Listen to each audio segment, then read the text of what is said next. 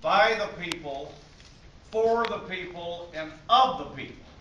We have a government that started to act, we're against the coastal people. That's wrong. Let me tell you what these rules are doing, Lawrence. These rules are saying, oh, let's segregate the 14 counties.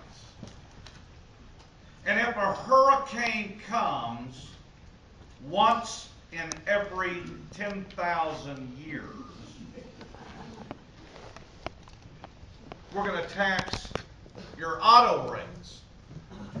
Mike, we're taxing all your insurance rates here, but a couple of policies to pay for a once in 10,000 year storm, Chairman Thomas.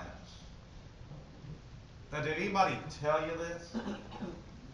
Why did I have to ask formally to find out the information?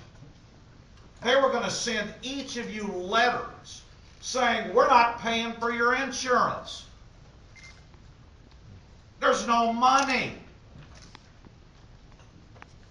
Now, Alma, how do you go to Mathis and tell everybody there's no money?